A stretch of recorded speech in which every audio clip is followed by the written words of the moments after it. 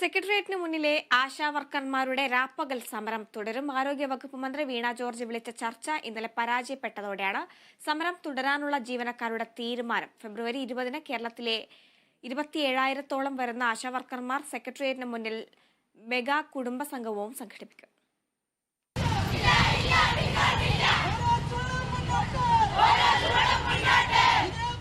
ഉന്നയിച്ച കാതലായ വിഷയങ്ങളിൽ മന്ത്രി വിളിച്ച ചർച്ചയിൽ പരിഹാരമുണ്ടാകാത്തതിന് പിന്നാലെയാണ് രാപ്പകൽ സമരം തങ്ങൾ തുടരുന്നു എന്ന് ആശാവർക്കർമാർ അറിയിച്ചത്.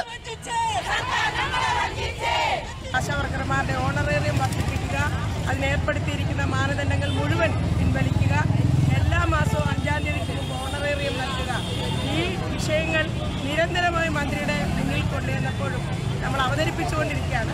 പക്ഷേ മുൻകാലങ്ങളിൽ പറയുന്ന അതേ ഒരു മറുപടിയാണ് ഇത്രയും ശക്തമായ ഒരു സമരത്തിൻ്റെ 6-ാം ദിവസം ചെല്ലുമ്പോഴും മന്ത്രി നമ്മളോട് പറയുന്നത്.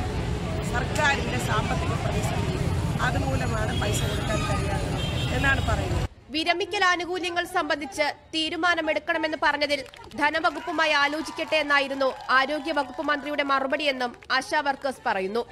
ഉന്നയിക്കുന്ന ആവശ്യങ്ങളിലെ ഗൗരവം മനസ്സിലാക്കാതെ എങ്ങനെയെങ്കിലും ചർച്ച നടത്തി സമരം അവസാനിപ്പിക്കുന്നതിനുള്ള നീക്കമാണ് ആരോഗ്യവകുപ്പ് നടത്തുന്നതെന്ന വിമർശനവും ഉന്നയിക്കുന്നുണ്ട്.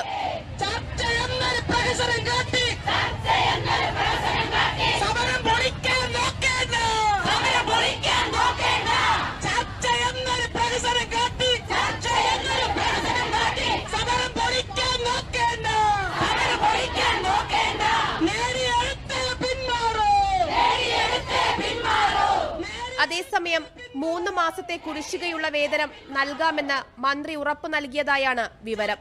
പ്രതിഷേധത്തിന്റെ ഭാഗമായി ആശാവർക്കർമാരുടെ മഹാകുടുംബ സംഗമം സെക്രട്ടേറിയറ്റ് പടിക്കൽ ഫെബ്രുവരി 20-നുണ്ടാകും.